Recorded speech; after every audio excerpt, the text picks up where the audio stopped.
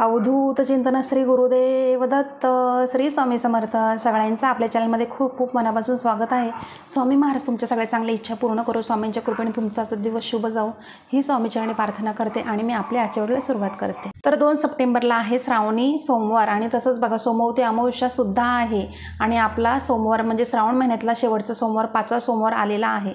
तर अतिशय असा सुंदर योग आलेला आहे. तर या योगावर आपल्याला सेवा कोणती करावी, रुद्राभिषेक कसा करावा, तसंच भगवान शंकराच्या शिवपिंडीवर आपल्याला अभिषेक कसा करायचा आहे, शिवमूठ आपल्याला कोणती अर्पण करायची आहे, 5व्या दिवशी शिवमूठ कोणती आहे आणि त्याच्यासोबतच बघा शिवपिंडीवर आपल्याला दही भाताचं लेपन सुद्धा करायचं आहे. तर ते कसं करायचं आहे याच आपण संदर्भात आज सगळी माहिती बघणार आहोत. तर सगळ्यांनी माझा व्हिडिओ पूर्ण बघा आणि तुम्ही नवीन असाल तर आपल्या चॅनलला सबस्क्राईब करा, म्हणजे जेणेकरून माझे दररोजचे जे नवीन व्हिडिओ येतील ते सर्वात आधी तुमच्यापर्यंत पोहोचतील. तर कृपया सगळ्यांनी व्हिडिओ पूर्ण बघा, कोणी मध्ये स्किप करू नका. अतिशय अशी सुंदर तुम्हाला मी सेवा सांगणार आहे, माहिती सांगणार आहे. तर सगळ्यांनी आवर्जून पूर्ण व्हिडिओ बघा. तर सर्वात प्रथम बघा सोमवती अमावस्या सुद्धा आहे आणि त्याच दिवशी आहे ना आपला श्रावणी सोमवार आहे शेवटचा. तर तुम्हाला जर शक्य झालं ना तर मी तुम्हाला सांगेल तुम्ही स्वामींच्या केंद्रात सुद्धा जावा. तुम्हाला जर सामूहिकरित्या बघा रुद्राभिषेक करणं शक्य झालं केंद्रामध्ये जाऊन तर तुम्ही अवश्य जावा, कारण अतिशय अशी उच्च कोटीची सेवा असते रुद्राभिषेकाची. सर्वात आपल्या भगवान शंकराची आवडती सेवा असते, म्हणून मी तुम्हाला सांगणार तुम्हाला जर शक्य झालं ना तर तुम्ही अवश्य जावा. आणि तसंच बघा अर्थात ज्या लेडीज वर्क करतात, आता ज्यांना टाईमच नाही आहे नाही का, तर मी तुम्हाला सांगेल बघा तुम्ही घरच्या घरी जरी केलं तरी चालणार आहे, पण ज्यांना वेळ आहे ते जाऊ शकतात. तर तुम्हाला मी सांगेल तुम्ही आवर्जून जावा, कारण कसं, कारण त्याचं खूप असं महत्त्व आहे. म्हणून मी तुम्हाला सांगते तुम्ही स्वामींच्या केंद्रामध्ये जावा तुम्हाला शक्य झालं तर. आणि जे जॉब वर्किंग आहेत म्हणजे जॉबला जातात वगैरे नाही का, त्यांना जमणार नाही, त्यांनी फक्त तुमच्या घरामध्ये तुम्हाला जसा वेळ भेटेल तशी तुम्ही सेवा करा. आता आपल्याला माहिती आहे की प्रदोषकाळीच आपण ही भगवान शंकराची आपण सेवा करत असतो. तुम्हाला तर माहिती आहे, आता मी तुम्हाला याआधी पण सुद्धा व्हिडिओ शेअर केला होता रुद्राभिषेक कसा करायचा, सगळे काही माहिती तुम्हाला दिलेली होती. तर बघा आता तुम्हाला तर माहिती आहे आपण भगवान शंकराची सेवा जी करतो तर ती आपल्याला प्रदोष काळामध्ये करावी लागते किंवा आपण पहाटे जरी केली तरी चालते. पण बघा तुमच्या वेळेनुसार तुम्हाला जसा वेळ भेटेल तसं तुम्ही करा. तुम्हाला नाही ना केंद्रात जाणं शक्य होणार तर मी तुम्हाला सांगते तुम्ही घरच्या घरी जरी सगळी सेवा मी तुम्हाला जी सांगते ती केली तरी चालेल, कारण तुमच्याकडनं एक अशी खूप मोठी सेवा घडणार आहे चांगली सुंदर. आणि बघा आपल्या स्वामींच्या केंद्रामध्ये आहे ना दही भाताचं लेपन केलं जातं, म्हणजे अशी खूप सुंदर अशी सेवा असते. म्हणून ती मी तुम्हाला सांगते तुमच्याकडनं सुद्धा घडेल, म्हणून तुम्ही अवश्य जावा केंद्रात. तर आता आपण जाणून घेऊ की रुद्राभिषेक कसा करायचा असतो आणि तुमच्याकडे जर रुद्रयंत्र नसलं तर तुम्हाला शिवपिंडीवर अभिषेक कसा करायचा असतो, कसं करायचं असतं, पूजा कशी करायची असते आणि शिवमूठ कशी अर्पण करायची. आपण जशी पहिल्या श्रावणी सोमवारपासून जशी पूजा केली शिवपिंडीची, रुद्राभिषेक केला, तशीच तुम्हाला सेम आता शेवटच्या सोमवारी करायची. आणि तर आता बघा तुम्हाला अशी पूजा करून घ्यायची. आता बघा शिवपिंड आहे आपली आणि परत मी हे घेतलेलं आहे तामण घेतलेलं आहे, परत आपली गळती अभिषेक पात्र आहे तर तुम्हाला असं ठेवायचं आहे आणि अभिषेक करायचा आहे. जरी नसलं तरी तुम्ही हाताने करू शकता. आणि बघा सगळ्यात आधी मी दिवा प्रज्वलित करून घेतलेला आहे, कारण आपण कोणतीही पूजा करायच्या आधी आपल्याला दिवा प्रज्वलित करून घ्यायचा असतो, त्याने देवी जागृत होत असते. आणि तुम्हाला बघा रांगोळी काढून घ्यायची, चौरंग ठेवायचं आहे. रांगोळीला खूप महत्त्व असतं, रांगोळीने आपल्याजवळ नकारात्मकता राहत नसते. आणि त्याच्यानंतर तुम्हाला बघा अशी आपलं आता ही जी सेवा चालली आहे आता ती शिवपिंडीवर मी अभिषेक करत आहे. जर तुमच्याकडे रुद्रयंत्र असेल तर मी शिवपिंड ठेवलेले आहे तिथे तुम्हाला रुद्रयंत्र ठेवायचं आहे आणि पूजा करून घ्यायची आहे, म्हणजे अभिषेक होऊन जाईल. तर हे तीर्थ आहे ना, तर हे तीर्थ बघा जास्त होईल, जेणेकरून तुम्ही तामणच घ्या आणि म्हणजे जास्त पाणी घ्या. म्हणजे ही सगळी सेवा करायला तुम्हाला अर्धा पाऊण तास लागणार. जे नवीन असेल त्यांना पाऊण तासच्या थोडासा जास्त वेळ लागणार आहे. तर आता तुम्हाला समजलं असेल. आता आपण स्वच्छ अशी पुसून घेतलेली आहे शिवपिंड. आता आपल्याला काय करायचं आहे, तर आता आपल्याला आधी खाली अक्षता आपल्याला टाकायच्या आहेत आणि त्याच्यावर आपल्याला स्थापित करायची आहे आपली शिवपिंड. भगवान शंकराला कधीही बघा हळदी कुंकू अर्पण करायचं नसतं, लावायचं नसतं, फक्त भस्म त्यांना लावायचं असतो. भस्म किंवा चंदन, हा भस्म आहे बघा, तर चंदन तुम्ही लावू शकता किंवा भस्म. तर आपल्याला भस्म लावायचं आहे. तर आपल्याला असं भस्म लावायचं आहे 3 बोटांनीच. तर 3 बोटांनी का लावावं भस्म, तर बघा ब्रह्मा विष्णू महेश, त्यामुळे आपल्याला 3 बोटांनी लावायचं असतो भस्म. तर आपण भस्म लावून घेऊया. आता छोटीशी आहे शिवपिंड त्यामुळे तो लागत नाही, पण आपण जरी असं एक बोट जरी करून असं लावलं तरी चालणार आहे. सर्वात आधी तुम्हाला विसरली सांगायचं, सर्वात आधी आपल्याला कोणतीही सेवा करताना आपल्याला दिवा प्रज्वलित करून घ्यायचा असतो, कारण दिव्याशिवाय आपली कोणतीही सेवा आपल्या देवापर्यंत पोहोचत नसते. त्यामुळे आपल्याला दिवा प्रज्वलित करून घ्यायचा आहे. त्यालासुद्धा आपल्याला दिव्यालासुद्धा हळदी कुंकू वाहून घ्यायचं असतं. तुम्हाला मी दाखवलं नाही, हे दिव्याला हळदी कुंकू वाहून घ्यायचं असतं.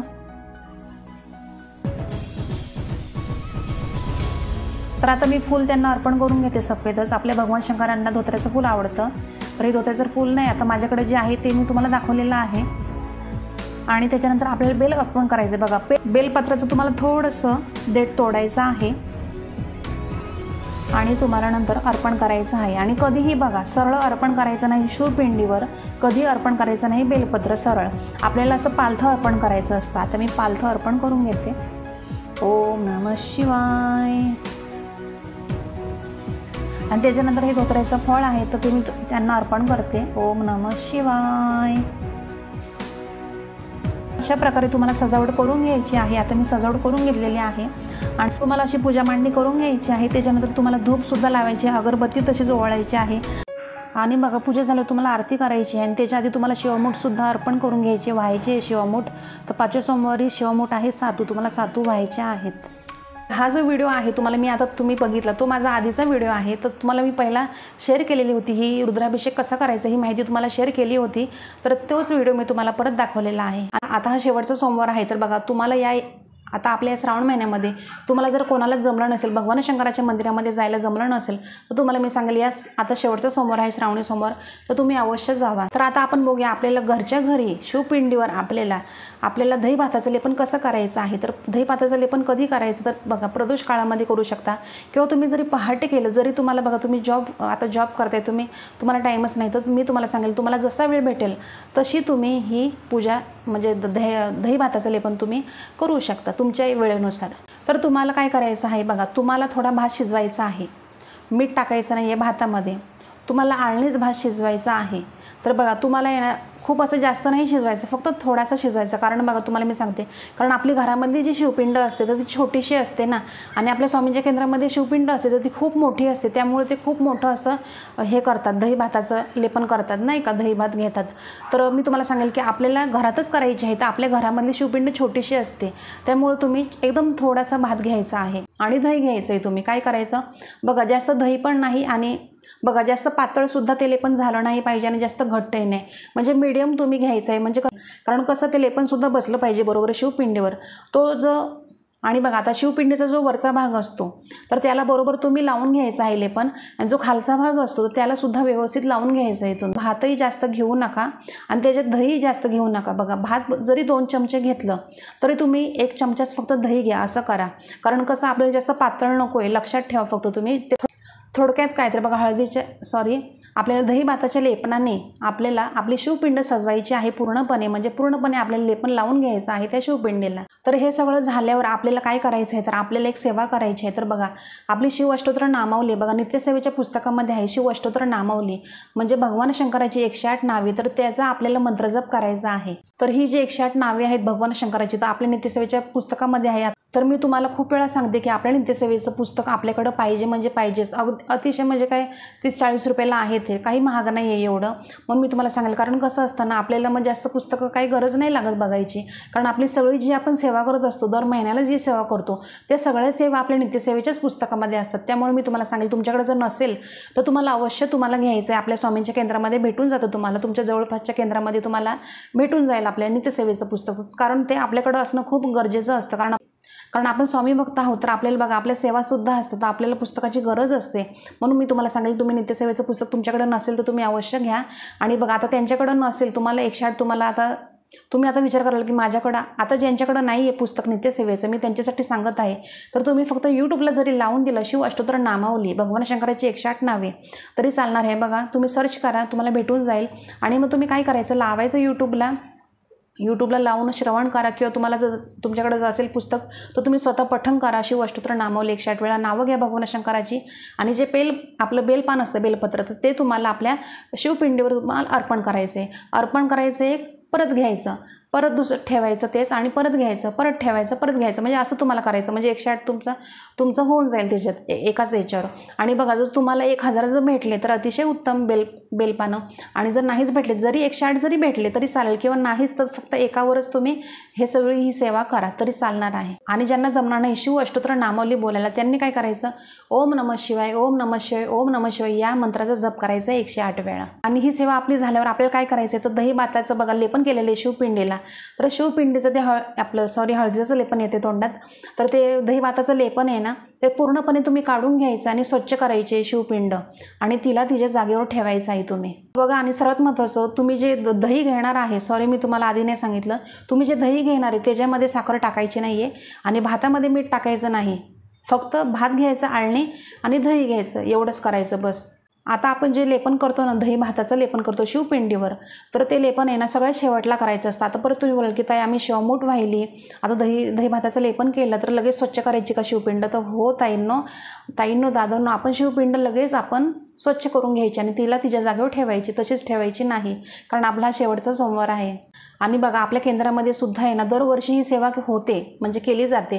तर तुम्हाला म्हणून मी सांगितलं, तुम्हाला शक्य झालं तर तुम्ही केंद्रामध्ये जावा म्हणजे जावंच, आणि नाही झालं तर आता तुम्हाला मी सांगितलं तशी सगळी सेवा तुम्ही तुमच्या घरामध्ये केली तरी चालेल. तर आता हे सगळं झाल्यावर आपल्याला सेवा काय करायची, आपल्याला भगवान शंकराची सेवा कोणती करायची आहे? तर बघा तुम्हाला काय करायचं आहे, 12 ज्योतिर्लिंग स्तोत्र हे जे आहे नित्यसेवेच्या पोथीमध्ये ते तुम्हाला बोलायचं आहे. आणि जरी तुम्हाला तुमच्याकडे नसलं तर तुम्ही सगळी ही सेवा मी सांगते ती सगळी यूट्यूबला जरी लावून दिली, तुम्हाला पठण करता आली पठण करा, श्रवण करता आली श्रवण करा. पठण करणं तितकंच महत्त्वाचं आहे.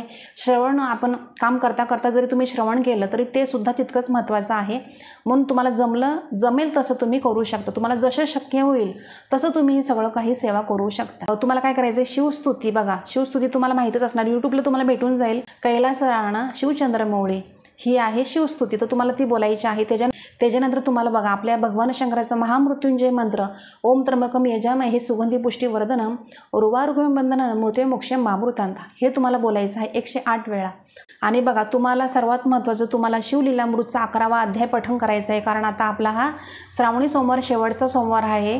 त्यामुळे मी तुम्हाला सांगितलं श्रावण महिन्यामध्ये तुम्हाला जरी जमलं नाही पारायण करायला, आता त्याचासुद्धा मी व्हिडिओ तुम्हाला शेअर केलेला होता, तर तुम्ही बघितला असेल किंवा नसेल मला माहिती नाही. पण बघा ताईंनो, तुम्हाला सांगते ताईंनो दादांनो, 11वा अध्याय शिवलीलामृतचं तुम्ही पठण करा, अवश्य करा या शेवटच्या सोमवारी तरी. बघा या दिवशी आपली जी शिवमुठाची कहाणी असते, जर तुम्ही ऐकली नसेल श्रावण महिन्यामध्ये तर ही सुद्धा तुम्ही ऐका. शिवमुठाची कहाणी असते, परत आपलं सोमवती अमावस्याची कहाणी असते, सगळं यूट्यूबला आहे. 2-2, 3-3 मिनटं लागतील तुम्हाला ऐकायला, तर ऐका सगळं व्यवस्थित, श्रवण करा. आणि तसंच बघा आपलं शिवचालिसा, तर ते सुद्धा तुम्ही पठण करा. सगळी जी काही सेवायची सगळी यूट्यूबला लावून द्या, श्रवण करा.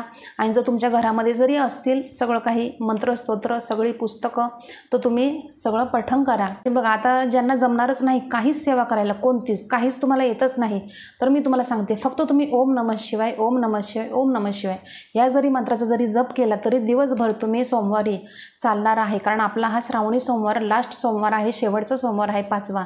त्यामुळे मी तुम्हाला सांगेल की तुम्ही जास्तीत जास्त सेवा करा. तर आपण सगळ्यांनी अशा खूप सेवा केलेल्या आहेत श्रावण महिन्यामध्ये, तर आता अगदी असा शेवटचा सोमवार आलेला आहे, तर सगळ्यांनी हा सोमवार तरी चुकवू नका. आणि ज्यांना जमलं नाही या महिन्यामध्ये काहीच करायला, त्यांनी सगळी सेवा या श्रावणी शेवटच्या सोमवारी जरी केली तरी चालेल. तर आता तुम्हाला समजलं असणार आहे, तर अतिशय अशी छोटीशी माहिती होती पण महत्त्वपूर्ण माहिती होती. तर आजचा व्हिडिओ इतकाच होता, आणि आजचा व्हिडिओ आवडला असेल तर व्हिडिओला नक्की लाईक करा, सबस्क्राईब करा, शेअर करा, कमेंट करा. आपण दररोज अशा नवीन व्हिडिओमध्ये भेटत जाऊ, आणि कमेंट करायला कोणीही विसरू नका. तर आजचा व्हिडिओ मी आपल्या स्वामी समर्थ महाराजांच्या रुजू करते आणि इथंच थांबते. धन्यवाद. श्री स्वामी समर्थ.